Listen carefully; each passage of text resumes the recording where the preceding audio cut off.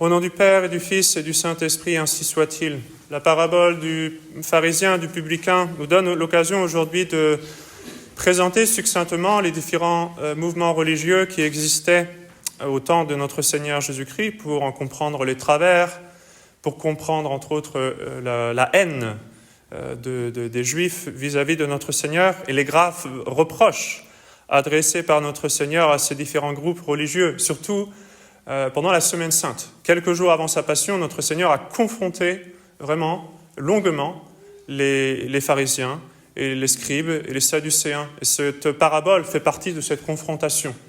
En fait, il y a plusieurs chapitres entiers dans l'Évangile. Donc, c'est après la venue de notre Seigneur, l'entrée triomphale de notre Seigneur à Jérusalem le dimanche des Rameaux. Il entre au temple, il chasse les marchands du temple, et ensuite il reste quelques jours à enseigner. Et il se confronte de façon très brutale avec les pharisiens et les sadducéens et les scribes. Ça nous permettra ensuite de faire quelques applications à notre époque. Alors les pharisiens, c'était des juifs qui gardaient la loi fidèlement, mais la lettre de la loi surtout, et puis ils avaient rajouté à cette lettre de la loi beaucoup de traditions qui s'étaient développées au cours du temps, notamment par les rabbins, par les scribes. Pharisien, c'est un mot qui veut dire séparé. Donc ils vivaient un peu entre eux, si vous voulez. Ils étaient séparés des autres et surtout, ils ne voulaient avoir aucun rapport avec les étrangers, avec les pécheurs, avec les publicains, d'où la parabole de l'évangile d'aujourd'hui. Pensez à l'exemple dans l'évangile de Simon le pharisien. C'est un pharisien qui invite notre Seigneur. Et notre Seigneur n'observe pas certaines des coutumes des Juifs. Donc, par exemple, lui et ses disciples ne se lavent pas les mains. Non pas pour des questions d'hygiène, mais c'était devenu une loi pharisaïque qui ne venait pas de Dieu. Par contre, pendant le repas, notre Seigneur laisse s'approcher de lui la femme adultère qui vient pleurer ses péchés, qui lui essuie les pieds. Et Simon le pharisien, à ce moment-là, est scandalisé de se dire « Mais qu'est-ce qu'il fait ? Il n'observe pas les lois des Juifs, et puis en plus, il laisse s'approcher cette femme pécheresse. » Et donc, à ce moment-là, notre Seigneur lui donne une leçon très importante. Les pharisiens étaient des patriotes, donc très anti-romains. Ils attendaient un Messie terrestre. Ils pensaient que le Messie viendrait les délivrer des Romains, et même plus que ça, en fait, les faire eux-mêmes maîtres du monde, les rendre maîtres du monde, leur donner le sceptre du monde. Donc ils attendaient vraiment un royaume temporel du Messie. Quantité de fois, les pharisiens se sont scandalisés de ce que disait, de ce que faisait notre Seigneur.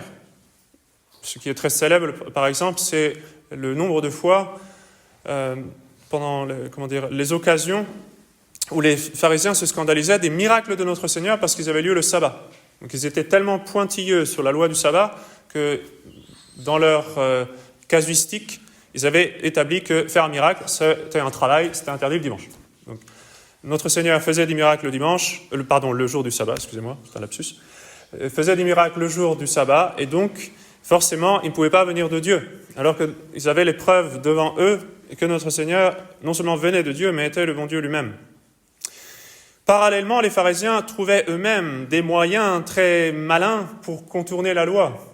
Ils avaient imaginé toutes sortes de choses, et justement, dans cette longue confrontation qui a lieu pendant la Semaine Sainte, notre Seigneur leur reproche plusieurs de ces fausses traditions, que notre Seigneur appelle des traditions des hommes, qui ne viennent pas de Dieu, par lesquelles ils se permettent du coup de transgresser la tradition de Dieu, la loi de Dieu. Ça existait à l'époque, ça existe encore aujourd'hui. Je ne sais pas si vous connaissez le principe de l'érouve. L'érouve, c'est une application de la loi pharisaïque à l'époque. Aujourd'hui, je veux dire, c'est très connu par exemple à New York. Donc les Juifs qui observent la loi des pharisiens sont tellement stricts sur la loi du sabbat qu'ils considèrent qu'ils n'ont pas le droit de sortir et qu'ils ne peuvent rien transporter, même les clés de la maison. Alors évidemment, ça pose beaucoup de problèmes. Donc il faut trouver des combines pour pouvoir contourner la loi. Et donc, une des combines qu'ils ont trouvées, c'est de se dire, bon, écoutez, on a le droit de transporter des choses chez nous, on a le droit de se promener chez nous, donc il suffit de faire en sorte que tout un quartier de la ville, en fait c'est presque l'entièreté de l'île de Manhattan à New York, que ça soit considéré légalement comme un domaine privé. Donc ils ont établi tout un fil qui fait le tour de l'île de Manhattan, c'est une sorte de fil de pêche, si vous voulez, qui est en l'air un peu comme un fil électrique. C'est un fil de pêche comme ça qui est tout autour de l'île de Manhattan et qui, du coup, qui fait une clôture légale, soi-disant. Comme ça, ils considèrent qu'ils sont, pendant le sabbat, dans un domaine privé et donc ils peuvent marcher, ils peuvent transporter des choses sans encombre. Ce fil de pêche, pour vous indiquer, fait 28 km de long. Donc, évidemment, c'est une exagération, on n'est plus dans un domaine privé. Il y a même Central Park au milieu, c'est pas du tout privé. Mais c'est pour contourner la loi. Et puis, alors après, il y a tout un système avec des équipes, un site internet, des applications téléphoniques pour savoir justement quand les rouves est brisée, parce qu'à ce moment-là, il ne faut plus sortir, il ne faut plus rien faire jusqu'à ce qu'on rétablisse les rouves. Alors évidemment, ça nous semble très absurde, mais à l'époque, c'était aussi ce qui se faisait de bien des façons. Pensez par exemple à l'attitude des Juifs le jour du Vendredi Saint. Quand ils vont trouver Ponce Pilate pour dénoncer, pour calomnier notre Seigneur, pour le livrer à la mort, mais eux, puisqu'ils sont purs, ne veulent surtout pas rentrer dans la maison de Ponce Pilate. Donc, ils restent à l'extérieur pour garder leur pureté légale, mais ils sont en train de mettre à mort un innocent, et même l'innocence même, notre Seigneur. Donc, c'est ce genre de contradiction que notre Seigneur doit confronter et dénoncer. Parallèlement, pendant ce temps-là, il y avait une autre secte juive, presque opposée, on va dire, celle des Sadducéens. Et les Sadducéens étaient surtout composés de l'aristocratie juive, était devenu même une sorte de parti politique très pro-romain, favorable aux Romains. Donc, on dirait aujourd'hui plus ou moins des ralliés, si on veut. Ils niaient beaucoup de dogmes de foi. Ils niaient la providence de Dieu, ils niaient l'immortalité de l'âme, ils niaient la résurrection des corps, ils niaient l'existence des anges et des démons. Ils étaient sceptiques, en fait. Mais ils avaient beaucoup disons, la plupart des prêtres étaient sadducéens. Ils avaient beaucoup de monde, même dans le Sanhédrin. Le Sanhédrin était composé et de pharisiens et de sadducéens. Donc ça vous donne un petit peu l'ambiance, si vous voulez. Les sadducéens étaient concrètement les modernistes de l'époque. Les pharisiens, au contraire, plutôt les traditionalistes, pour utiliser des termes de notre époque. Tant les sadducéens que les pharisiens vont s'opposer vigoureusement à notre Seigneur et essayer d'abord l'épier. Ils se demandaient ce qui se passait. L'épier, l'écouter pour essayer de faire un dossier sur lui, pour pouvoir le condamner ensuite, lui poser toutes sortes de questions pièges et captieuses pour pouvoir petit à petit le dénigrer et même aller jusqu'à le mettre à mort. Les publicains, quant à eux, les publicains sont ceux qui levaient la taxe publique, d'où le nom de publicains. C'était ceux qui travaillaient pour l'Empire romain, donc ils prélevaient les impôts pour les Romains. C'était des Juifs, d'une certaine façon, qui étaient considérés un peu comme des apostats, parce qu'ils travaillaient pour l'ennemi. Aujourd'hui, on dirait des collabos.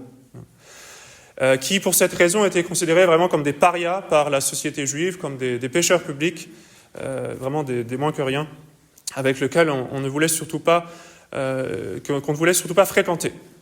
Saint Matthieu, souvenez-vous, était publicain. Quand notre Seigneur l'a appelé, il était à sa table de précepteur, de percepteur. Zachée était lui aussi un publicain à Jéricho, donc il prélevait l'impôt au nom du gouverneur romain. Il y avait aussi également les scribes, donc surtout pharisiens, mais parfois ça pouvait aussi être des sadducéens, des scribes qui étaient en principe chargés juste de retranscrire la loi au départ, mais ça s'est développé dans tout un système d'interprétation rabbinique très élaboré, très développé. Donc en plus de la loi de Moïse, en plus de la loi de Dieu, il y avait beaucoup de traditions humaines inventées par l'homme qui s'étaient ajoutées et auxquelles les scribes étaient très attachés. Donc ils avaient tout un système vraiment de casuistique pour expliquer ce qu'il fallait faire et ce qu'il ne fallait pas faire. Les scribes occupaient un très haut rang parmi les Juifs. Donc, ils étaient salués comme rabbins. Ils se promenaient avec des longues robes, etc. Notre Seigneur fait allusion à ça à un moment donné dans l'Évangile. Et notre Seigneur a commencé à prêcher sans leur demander leur avis concrètement. C'est-à-dire la loi de Moïse et l'interprétation de la loi de Moïse étaient gardées strictement par les scribes. Et notre Seigneur a commencé à prêcher publiquement sans avoir été à leur école, ce qui les a beaucoup vexés, évidemment. Notre Seigneur parlait de sa propre autorité, même contredisait beaucoup de leurs enseignements. Et donc c'est une confrontation qui va être de plus en plus forte jusqu'à la Semaine Sainte, quelques jours avant la mort de notre Seigneur. Et puis bien sûr, à la mort de notre Seigneur, bien sûr, le vendredi saint. Donc les scribes, les pharisiens et les sadducéens ont été vigoureusement dénoncés par notre Seigneur. Mais en particulier les scribes et les pharisiens. Dans le chapitre 23 de saint Matthieu, notre Seigneur fait un véritable réquisitoire, vraiment, très fort, très violent, contre les scribes et les pharisiens. Il prononce contre eux les 8 malédictions. Donc, tout comme il y a les 8 béatitudes, il prononce contre eux les 8 malédictions, que je ne peux pas vous lire parce que c'est assez long, mais je vais en lire quelques passages où il dit 8 fois « Malheur à vous, scribes et pharisiens hypocrites ». Et puis après, il leur donne différents noms et il dénonce pour différentes choses. Il les appelle par exemple des guides aveugles, insensés, aveugles. Guides aveugles qui filtraient le moucheron, qui avalaient le chameau. Malheur à vous, scribes et pharisiens hypocrites, parce que vous nettoyez le dehors de la coupe et du plat, et qu'au-dedans vous êtes plein de rapines et d'impuretés, puisque les pharisiens étaient très attachés à la justice légale, mais sans aucune, pour les pharisiens vraiment qui étaient rentrés dans ce pharisaïsme, il y avait aussi des gens qui gardaient la loi de Dieu et qui étaient très pieux, heureusement. Mais les pharisiens dénoncés par notre Seigneur étaient ceux qui gardaient la loi de Dieu, plus toutes ces traditions humaines, qui étaient uniquement extérieures et qui ne se préoccupaient surtout pas de leur justice, de leur pureté intérieure, de leur vie intérieure. Donc notre Seigneur les appelle des sépulcres blanchis, parce que c'est tout beau à l'extérieur, mais en fait à l'intérieur, c'est de la pourriture. Malheur à vous, scribes et pharisiens, hypocrites, parce que vous êtes semblables à des sépulcres blanchis. Il leur dit encore, au dehors, vous paraissez juste aux hommes, mais au dedans, vous êtes pleins d'hypocrisie et d'iniquité. Il leur dit encore un peu plus loin, serpents, race de vipères, comment échapperez-vous au jugement de la géhenne ? Et enfin, vers la fin du chapitre, Jérusalem, Jérusalem, qui tue les prophètes et qui lapide ceux qui te sont envoyés, combien de fois ai-je voulu rassembler tes enfants, comme une poule rassemble ses petits sous ses ailes, et tu ne l'as pas voulu. Alors si vous le permettez, maintenant je voudrais appliquer cette leçon du pharisien, du publicain, la parabole, à certains travers que je pense assez évidents dans le monde traditionnaliste. Alors c'est un sermon qui va être un peu plus piquant que d'habitude, veuillez m'en excuser, mais vaut mieux entendre ces reproches de ma bouche que de celle de notre Seigneur qui nous dirait « Malheur à vous, scribes et pharisiens hypocrites ». Bien sûr, sous certains aspects, les pharisiens ressemblent plutôt aux modernistes. Les pharisiens avaient une compréhension purement extérieure de la religion. C'est le cas des modernistes qui, concrètement, n'ont pas de vie intérieure. Là, je parle vraiment des progressistes qui ont perdu la foi, qui se contentent uniquement d'une sainteté légale, qui ont perdu toute notion de péché, toute notion d'état de grâce, tout ça, d'amour de Dieu, c'est très très loin. Il s'agit uniquement de la justice sociale. Les pharisiens étaient préoccupés, effectivement, par l'établissement d'un royaume temporel. Le Messie devait leur donner le paradis sur la terre. Et bien, sous cet aspect, bien sûr, les modernistes, qui sont occupés uniquement de questions sociales, leur ressemblent. Sous cet aspect, également, les modernistes ressemblent aux Sadducéens, qui étaient, comme je l'ai dit, plus ou moins les modernistes de l'époque. Ils étaient pro-romains, tout comme les modernistes sont très mondains, très contents par toute la culture moderne. Les Sadducéens voulaient jouir des plaisirs de la terre et ne se préoccupaient nullement de la vie après la mort, tout comme beaucoup de modernistes aujourd'hui. Ils ne croyaient pas à l'immortalité de l'âme, souvenez-vous de ce que disait Bergoglio, ils ne croyaient pas à l'enfer, et qui parlait d'annihilation de certaines âmes. Ils ne croyaient pas non plus à la résurrection de la chair, c'était des sortes de rationalistes de l'époque en fait. Ils ne croyaient pas à grand-chose finalement, tous les dogmes de la foi s'étaient étiolés petit à petit. Eh bien les modernistes de la même façon nient peu à peu tous les miracles et les légendes des saints. Mais si vous le permettez, comme je vous disais, je voudrais surtout souligner certains travers, certains défauts que l'on peut trouver chez les traditionalistes. Parce que, voyez-vous, au départ, le pharisaïsme est l'héritage de la révolte des Maccabées, qui est une très bonne chose. La résistance des Maccabées, parce que toute la société juive était en train d'apostasier, d'abandonner la loi de Dieu, la foi. Et donc, les Maccabées se sont soulevés pour rétablir le culte de Dieu, le vrai culte de Dieu, pour garder la foi. Mais au cours des siècles, il y a eu une petite dérive qui a mené au pharisaïsme. Et bien, de la même façon, évidemment, c'est la résistance à Vatican II, à l'effondrement de la société, à la grande apostasie, c'est très louable. Donc, ce que je veux dire après n'enlève pas cela. C'est très, très louable. Et tout comme il y avait aussi des justes qui respectaient la loi de Dieu, mais qui avaient aussi un profond amour de Dieu. Aujourd'hui, je l'espère, la plupart des traditionnalistes quand même aiment le bon Dieu et veulent l'honorer. Mais je voudrais pointer certaines dérives. Il est facile, en effet, de tomber dans une sorte d'affadissement, de tiédeur. On observe, je pense, dans beaucoup, une perte du zèle des combattants de la première heure. Les choses se sont affadies petit à petit parce qu'on a trouvé un certain confort. Il y a une certaine bulle, un petit peu, qui s'est créée, une sorte de milieu social, un petit peu comme les pharisiens qui étaient les séparés, qui vivaient juste entre eux, et qui peut être une sorte de serre dans lequel croissent un certain nombre de défauts. Les pharisiens méprisaient les publicains. Le publicain, c'est le type du pécheur public, de l'apostat, de l'athée. Eh bien, attention, les convertis sont souvent bien plus fervents que certaines personnes qui pourtant descendent de familles très traditionnelles, mais qui se sont laissées petit à petit emporter par la tiédeur, qui ont perdu leur ferveur. Bien sûr, la parabole du pharisien et du publicain ne veut pas dire que le publicain, en tant que publicain, est meilleur que le pharisien. Le publicain de la parabole regrette ses fautes, se convertit. Donc le sens de la parabole n'est pas la fausse miséricorde de Bergoglio. Un autre travers du monde tradit, c'est celui, comme dit notre Seigneur, des guides aveugles qui filtrent le moucheron pour laisser passer le chameau. Et je pense en particulier au mépris de certaines lois de l'Église qui sont très importantes, et notamment de la formation des prêtres. Combien, malheureusement, dans notre milieu, se rendent bien compte, par exemple, qu'un prêtre moderniste, on ne peut pas lui faire confiance, mais dès qu'il est ordonné, tout d'un coup, là, ça devient très bon et impeccable. On peut lui faire confiance, on va lui demander de se confesser, on va lui demander conseil. Mais ça n'a aucun sens. Le chef de la mafia, il a dit « excusez-moi, je me suis trompé, maintenant on en fait le chef de la police ». Ça n'a pas de sens. Et c'est tellement courant, et c'est effroyable de voir ça.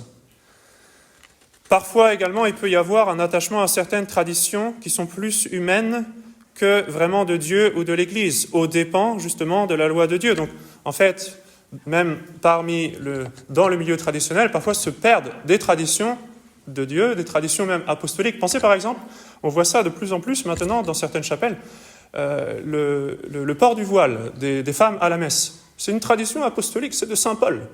Et ça a été observé jusqu'à Vatican II. Et même maintenant, dans le milieu traditionnel, ça tombe complètement dans l'oubli. Vous comprenez maintenant pourquoi est-ce qu'on insiste beaucoup là-dessus ici. Il faut tout garder, comme dit notre Seigneur. Il fallait conserver ceci et observer cela. Les pharisiens faisaient le choix. On se choque parfois parce qu'un jeune converti, par exemple, ne respecte pas telle ou telle coutume, mais on n'est pas choqué de son propre manque de charité. Les critiques, malheureusement, sont un travers très commun dans les milieux traditionnels. Un peu comme le pharisien, là, qui va dire, celui-ci, le publicain, il est ceci, il est cela.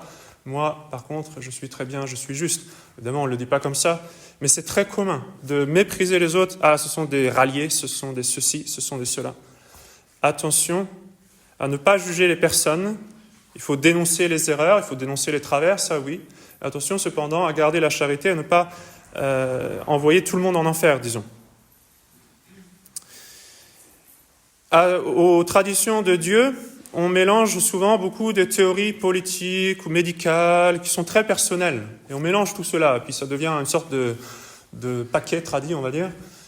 Ce sont des traditions des hommes qui ne sont pas du tout obligatoires, loin de là. Certaines opinions politiques ou médicales, ou que sais-je.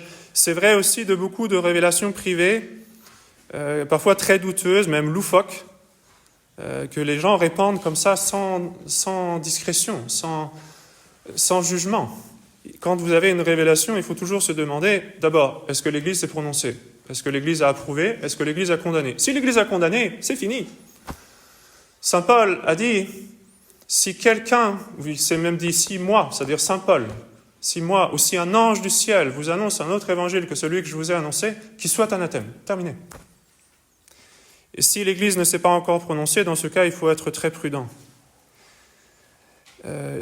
À l'époque des pharisiens, il y avait cette attente d'un royaume temporel du Messie. Dans certains milieux traditionnalistes, encore, on retrouve une forme de millénarisme, une très ancienne erreur, de s'imaginer que notre Seigneur va revenir sur la terre, régner 1000 ans. Alors après, il y a des nuances. Et ça, c'est une très ancienne erreur qui vient tout droit du pharisaïsme. Et c'est très bien pratique, parce que comme ça, on n'a pas besoin d'être pieux, on n'a pas besoin de faire d'efforts. En fait, si les choses vont mal, c'est pas de notre faute, c'est la faute des formations et des autres.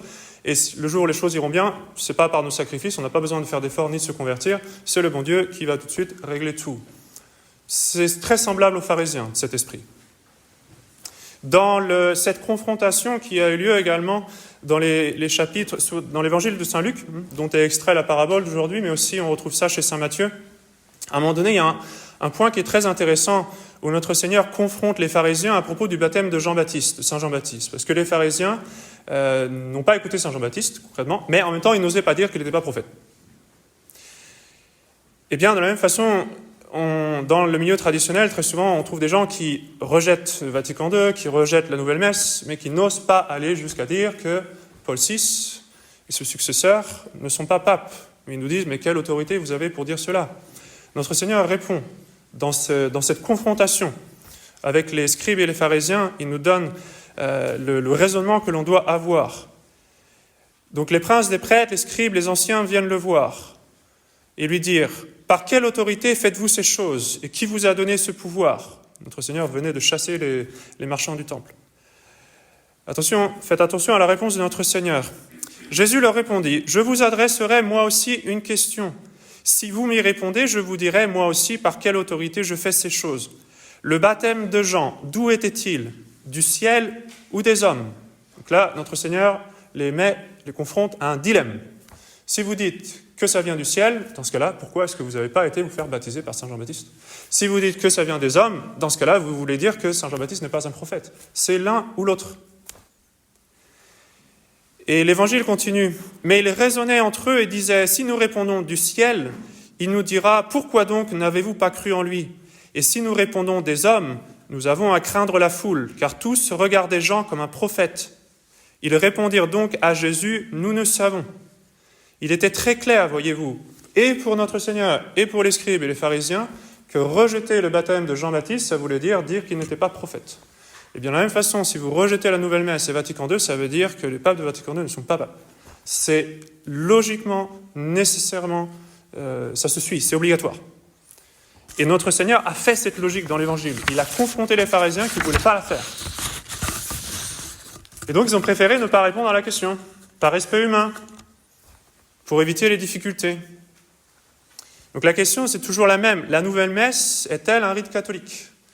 Est-ce qu'en allant à la nouvelle messe, on se sanctifie, on sauve son âme ? Est-ce qu'en suivant l'enseignement de Vatican II, on se sanctifie, on sauve son âme ? Est-ce qu'on va au ciel ? C'est soit oui, soit non. On peut reprendre les mots de notre Seigneur. Est-ce que ça vient du ciel ou des hommes ? Eh bien, malheureusement, beaucoup parmi les tradis, disons, refusent de répondre à cette question. Donc, en fait, ils font la même réponse que les scribes et les pharisiens, en disant « nous, nous savons ». C'est une ignorance affectée.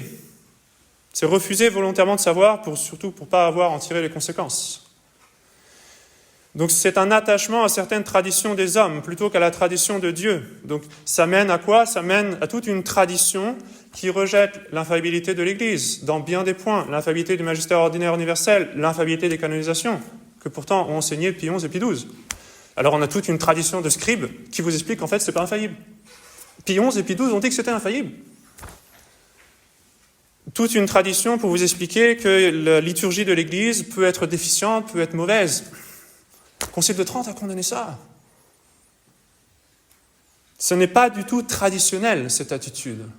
Ça, c'est ce que notre Seigneur appellerait la tradition des hommes.